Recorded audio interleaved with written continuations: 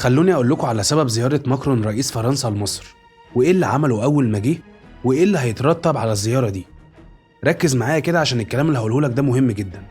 أول حاجة، ماكرون جه في توقيت حساس جدا وسط اللي بيحصل في غزة والحرب اللي شغالة والناس اللي بتموت كل يوم.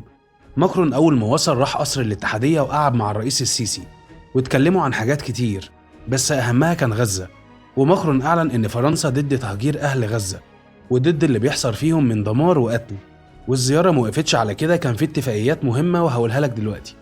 الاتفاقيات اللي حصلت بين مصر وفرنسا كانت في كذا مجال، ودي تفاصيلها. أولاً الصحة، مصر وفرنسا وقعوا إعلان نوايا التعاون في القطاع الصحي، ودي معناها إن فرنسا هتنقل خبرتها في المستشفيات والتعليم الطبي وتطوير الخدمة. وكمان وقعوا اتفاقية مع أكبر معهد فرنسي لعلاج السرطان، هيفتحوا مركز ضخم لعلاج الأورام في القاهرة، وده هيخلي علاج السرطان في مصر ياخد نقلة كبيرة. ثانياً النقل والمواصلات، فرنسا هتشارك في تنفيذ الخط السادس لمترو القاهرة.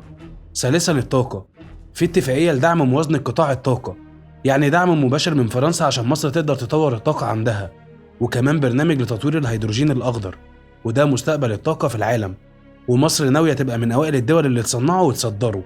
والاتفاقيات دي كلها قيمتها تقريباً 262 مليون يورو. وبعد الاجتماعات دي اتعملت قمة ثلاثية جمعت بين ماكرون والسيسي وملك الأردن عبد الله الثاني، والقمة دي كانت كلها عن غزة وعن المساعدات وعن ضرورة وقف إطلاق النار فوراً.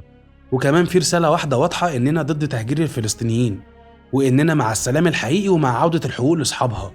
وكمان السيسي خد ماكرون ولف بيه في قلب القاهرة، راحوا الحسين وخان الخليلي وشارع المعز، وماكرون كان مبسوط جدا من الأجواء هناك، ولفت انتباهه إن إزاي المصريين ناس بسيطة وطيبة كده، وإزاي مصر رغم التحديات دي لسه محافظة على روحها وجمالها. وماكرون كمان في زيارته دي مش هيقف عند كده، ده كمان هيزور سيناء على حدود فلسطين، وهيدين كل اللي بيحصل في غزة من دمار وقتل. وكمان هيأيد موقف مصر في عدم تهجير أهل غزة، واللي من المحتمل ده هيكون ليه تأثير كبير جدا في دعم القضية. وبس كده، كان معاكم مصطفى ديشة، واستنوني في فيديو جديد.